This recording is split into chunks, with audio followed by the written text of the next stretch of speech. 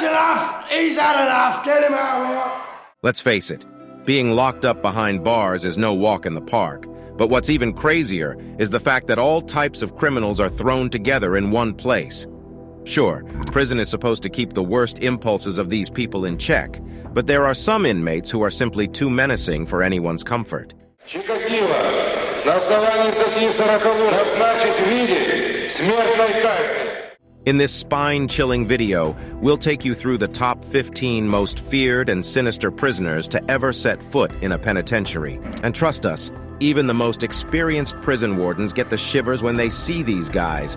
Get ready to meet some seriously scary individuals. 37-year-old Jason Barnum allegedly shot a police officer from a hotel bathroom. Number 15. Jason Barnum. Meet Jason Barnum, better known as Eyeball, the man with skull tattoos covering his head, who made headlines for opening fire on police officers investigating thefts and burglaries in Anchorage, Alaska, back in 2012. When officers found stolen items in the hotel room where Barnum was staying, he suddenly opened fire from the bathroom, injuring one officer and leading to a shootout where he was hit in the arm. Barnum later admitted to committing the crimes to feed his substance addiction. During his sentencing, the police chief argued that Barnum's hostile behavior and attitude should be considered.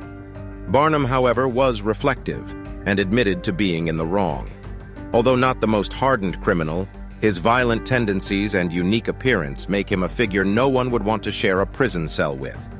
Despite blaming the Alaska Department of Corrections for his erratic behavior, the judge placed the responsibility for his actions on Barnum, who received a 22-year prison sentence for first-degree attempted assassination and possession of a weapon.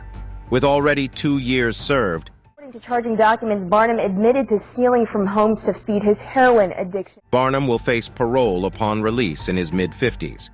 There have. Though God's mercy, I've never caught him myself. Luck of the Irish, as they say. Number 14. Mary Mellon. Mary Mellon, also known as Typhoid Mary, was an Irish-American cook who became one of the most infamous carriers of typhoid fever in the early 20th century. She worked in several households in New York City and Long Island between 1900 and 1907, infecting at least 51 people, 3 of whom died. Mellon, who was healthy but asymptomatic, was identified as a carrier of the disease by George Soper, an epidemiologist who was investigating a typhoid outbreak in a wealthy family's summer home in Oyster Bay, Long Island. I have done a scientific analysis. The pattern of infection, it all points to you, Mary. Soper traced the outbreak to Mellon, who had worked as a cook in the household. Despite being quarantined and tested positive for the bacteria, Mellon refused to believe that she was sick or that she was spreading the disease. Mellon was placed in isolation twice, first in a hospital and then in a quarantine facility. But she was released both times after promising to stop working as a cook and to practice better hygiene. However, she continued to work under assumed names, causing more outbreaks of typhoid fever in several households. Mellon was eventually arrested in 1915 and sentenced to permanent quarantine on North Brother Island in the East River, where she spent the rest of her life. She died in 1938, still denying that she was responsible for the typhoid outbreaks. I'm off Cat A. I asked to go to a hostel because I didn't want to come back to prison. Number 13. Charles Bronson. Charles Bronson, born Michael Gordon Peterson, is a British criminal who has been dubbed as the most violent prisoner in Britain. He was born in 1952 in Luton, England, and began his criminal career in his teens, stealing from shops and robbing post offices. He was first imprisoned in 1974, and since then, he has spent most of his life behind bars. Visible on Charlie's back are the words, "Free Alan Byrne." Bronson has been involved in numerous violent incidents during his time in prison, including taking hostages, attacking inmates and prison staff, and causing damage to prison property. He has been moved to various prisons throughout the years due to his violent behavior, including Broadmoor, Rampton, and Wakefield. Bronson has also gained a reputation as a fitness fanatic and artist during his time in prison. He has written several books and has even sold some of his artwork to collectors outside of prison. Bronson's sentence has been repeatedly extended due to his violent behavior in prison, and as of 2021, he has been behind bars for over 45 years.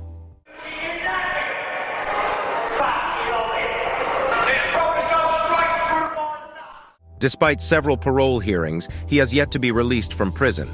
Even if he is released, he will be monitored closely on a life license. If Bronson's lack of remorse surprised you, wait till hear about number 1 on the list. Please. We're going to have a great time together, Cheryl. Okay. Number 12, Rodney Alcala. Let me tell you about the notorious, the dating game killer. Rodney Alcala was an American serial criminal and assailant who was known for his appearance on the TV show The Dating Game in 1978. Called the banana, and I look really good. But what the audience didn't know was that he had already taken multiple lives and committed assaults. Alcala's modus operandi was to lure young women and girls with his charm and good looks, and then brutally assault them. Alcala's assassinating spree spanned over a decade, from the late 1960s to the late 1970s. He admitted to doing it at least 34 more times, and now police believe he's responsible for over 140 assassinations across the USA. Interestingly, Alcala's love for photography played a crucial role in his conviction. During the investigation, the police found a collection of over 1,000 photos of young women and girls in his possession. Many of them were explicit and showed signs of torture. Alcala used these photos to lure his victims and record his crimes. Alcala's death sentence was overturned twice on appeal, but he remained on death row for more than 30 years. In 2021, he died in a California hospital at the age of 77 while awaiting execution. Guilty. Mark Bridger will now spend the rest of his natural life behind bars for the abduction and murder of the schoolgirl April Jones. Number 11, Mark Bridger. Get ready for a chilling story about a man named Mark Bridger, who forever changed the lives of the residents of Machynlleth, Wales. Bridger kidnapped and took the life of 5-year-old April Jones, who was playing outside her home in October 2012. Bridger had a history of criminal activity and was well known in the small community where he lived. After April's disappearance, he was arrested and charged with her abduction and assassination. Despite his attempts to conceal evidence, including burning her remains, forensic analysis led to his conviction. During his trial, Bridger claimed that he accidentally hit April with his car and couldn't remember what happened after that. The prosecution argued that he had intended to assault her and then took her life to cover up the crime.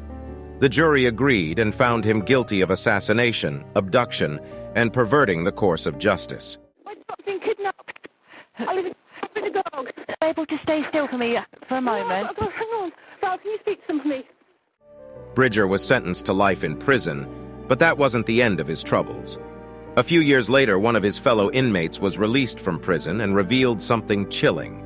He claimed that Bridger would see visions of April Jones in his cell, and her ghost would torment him, leaving him with sleepless nights. To be honest, it's hard to feel any sympathy for Bridger, given the horrific crime he committed. Chicatilo, на основании статьи 40 назначить в виде смертной казни. Number 10, Andre Chicatilo. Meet Andre Chicatilo, also known as the Red Ripper. This guy is no joke, and his crimes are anything but funny. Chicatilo was a notorious serial criminal from Rostov, Russia, who took life of and mutilated at least 52 women and children between 1978 and 1990. Chicatilo was born in 1936 in the Soviet Union and had a difficult childhood, being raised in poverty during the Stalinist era. In 1978, Chicatilo committed his first known assassination, that of a child. He continued to prey on children and women throughout the 1980s, often luring them to isolated locations under false pretenses before attacking and assassinating them. The Red Ripper, or the Butcher of Rostov. Chikatilo was dressed in a souvenir Olympic sports shirt provided by the court. His head had been shaved. Despite being interviewed by police on several occasions, Chicatilo evaded capture for over a decade due to his ability to blend in with society and avoid suspicion. However, he was eventually caught in 1990 and confessed to his crimes, providing grisly details of his actions. Chicatilo was tried in 1992 and found guilty of 52 counts of assassination, along with several counts of assault and mutilation. He was sentenced to death and executed by a firing squad in 1994. Number 9. Adrian Dao. Adrian Dao, a 22-year-old Ottawa man, was charged with the assassination of Jennifer Stewart, a street worker, almost 3 years after her death. The case had gone cold until Dao confessed to the crime while in jail for narcotics-related charges. Stewart was found dead in a veneer parking lot in the summer of 2010, having been stabbed multiple times. With no leads and no arrests, the case had gone cold until Dao came forward to Ottawa police to say that he was responsible for the assassination. Dao appeared in court, charged with first degree. His lawyer declined to comment on whether Dao had confessed, but maintained his client's presumption of innocence until proven guilty. This case comes just weeks after police announced an arrest in 2 other unsolved assassination cases, including Leanne Lawson and Pamela Kosmak. However, the assassination of 4 other women in the streets remains unsolved. We've all heard of male serial criminals, but this next one will surprise you. Get ready to meet the most sinister and notorious female serial criminal. Number 8, Aileen Warnos. Buckle up, because we're about to take a wild ride into the dark and twisted life of Aileen Warnos. The cops knew who I was. After Richard Mallory died, I left prints everywhere, and they covered it up. One of America's most infamous female serial criminals. This woman is the epitome of evil, and her crimes are straight out of a Hollywood script. Born in 1956 in Rochester, Michigan, Warnos had a tumultuous childhood. Between 1989 and 1990, Warnos took the life of 7 men, all of whom she claimed had either assaulted or attempted to assault her while she was working as a prostitute. Sounds like you've been betrayed by everyone. That's right, I was. That's why I don't care if I'm executed and leave this planet. Her victims were found shot to death, and their bodies were abandoned in secluded areas. After her arrest, Warnos initially claimed that she had acted in self-defense, but later admitted to the crimes. In 1992, she was sentenced to death for taking the lives of 6 people. But that's not even the craziest part. This woman was so insane that she even freaked out the jurors and the judge in court. And if you thought that would earn her some sympathy, think again. Thanks to her complete lack of remorse and her declaration that she'd happily do it all again, Warnos was sentenced to spend the rest of her days behind bars. She passed away in jail 11 years later. Number 7, Jack Unterweger. Jack Unterweger was an Austrian serial criminal who took the lives of at least 11 street workers in different countries, including Austria, Czech Republic, and the United States. He was also a journalist and writer, and he used his fame and charm to gain access to vulnerable women and exploit them. Unterweger was convicted of assassination in Austria in 1976 and sentenced to life imprisonment. However, he was released on parole in 1990, after serving only 15 years in prison as part of a rehabilitation program that aimed to help ex-convicts reintegrate into society.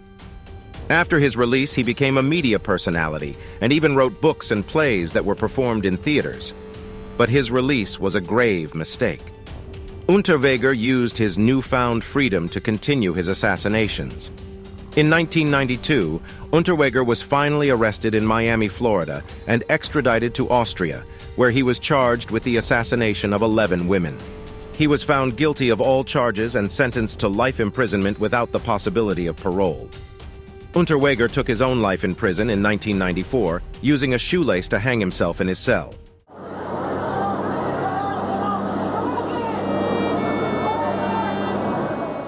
Number 6. Tsutomu Miyazaki. Tsutomu Miyazaki was a Japanese serial killer and a necrophile who gained notoriety in the late 1980s for his brutal crimes. Born on August 21, 1962, Miyazaki was known to be an intelligent and introverted child who struggled with making friends. In 1988, Miyazaki began his assassinations, targeting young girls and mutilating their bodies. He would break into their homes at night, abduct them, take them to secluded locations, and then take their life after assaulting them. He would often take graphic photographs of their bodies before disposing of them. Miyazaki's reign of terror came to an end in 1989, when he was arrested after he attempted to abduct a young girl. The police found evidence linking him to the assassinations, including photographs, and he eventually confessed to taking the life of 4 girls between the ages of 4 and 7. In 1997, Miyazaki was found guilty of his crimes and sentenced to death. During his trial, he showed no remorse for his actions, claiming that his crimes were motivated by a desire to possess his victims. His case received widespread media attention in Japan, and he became known as the otaku murderer due to his obsession with anime and manga. Although he spent some time in a Japanese prison, he continued to instill fear in other inmates. Miyazaki's sentence was carried out on June 17, 2008, when he was hanged at the Tokyo detention house. Subscribers pick now. It's time for today's subscriber pick. This photo of a bizarre-looking convict with graphic tattoos has been trending for a while now. The criminal in this picture looks menacing and somewhat resembles Pennywise, the frightening clown from It. Is he obsessed with ink? Does he intend to look this way so people will fear him? What do you think? Tell us in the comments below using the hashtag #subscriberspick. Now on to the next one. Additional time for weapon enhancements will be imposed as mandated by law. Do you understand that as well, sir? Yes. Number 5. Joseph James DAngelo.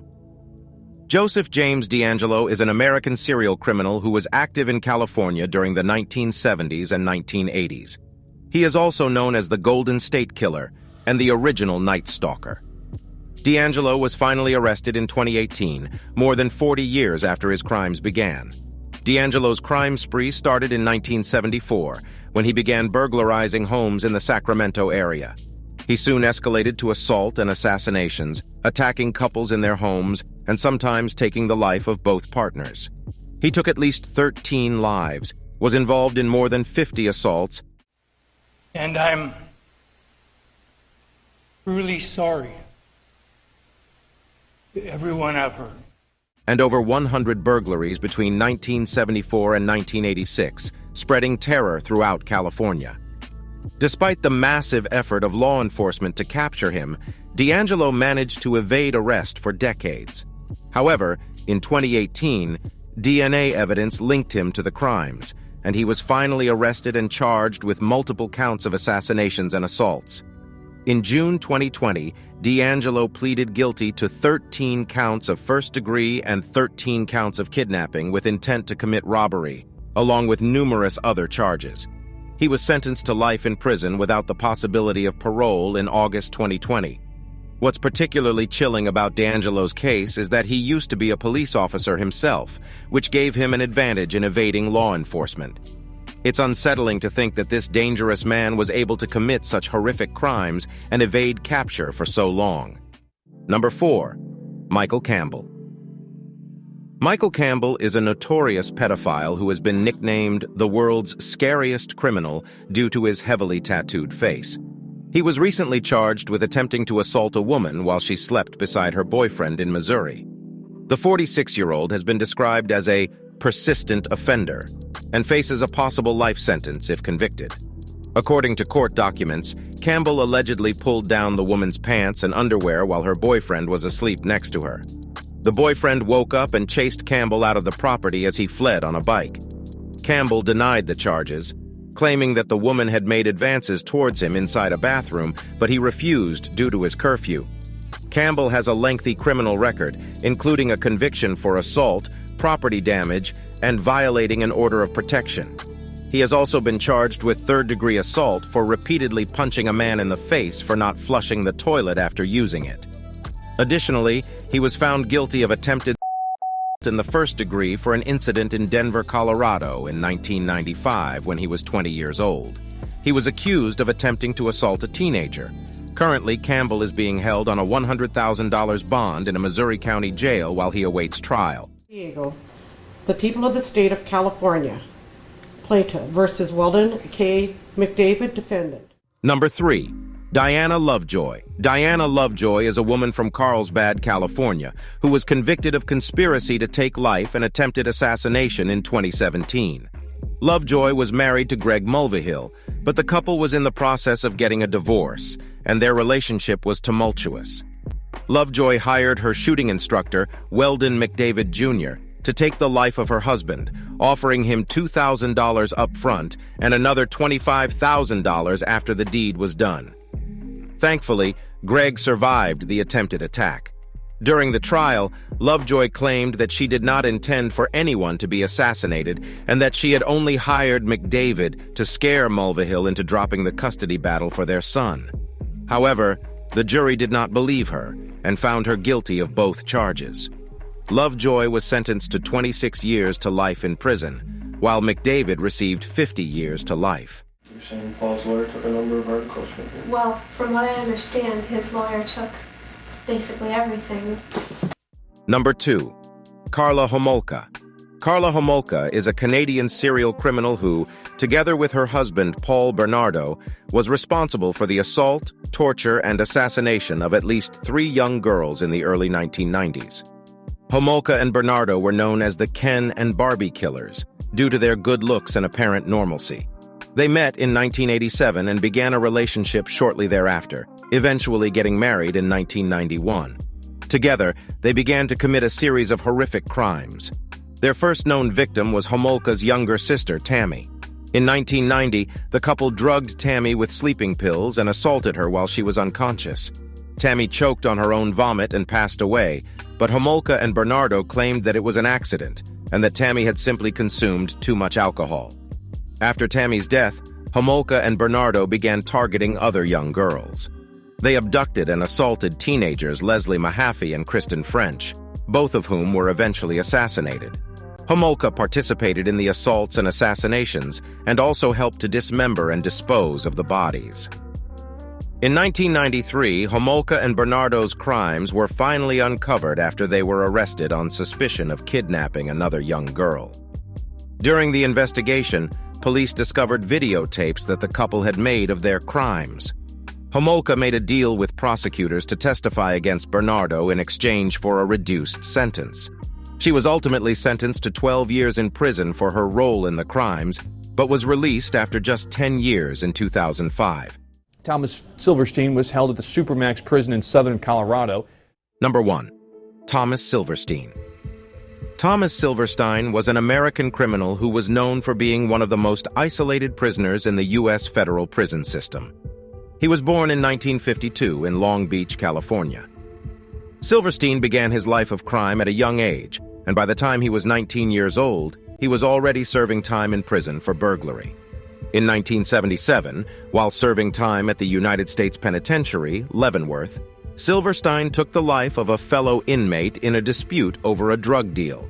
This led to him being transferred to the United States Penitentiary Administrative Maximum Facility, ADX, in Florence, Colorado, where he spent the rest of his life in solitary confinement.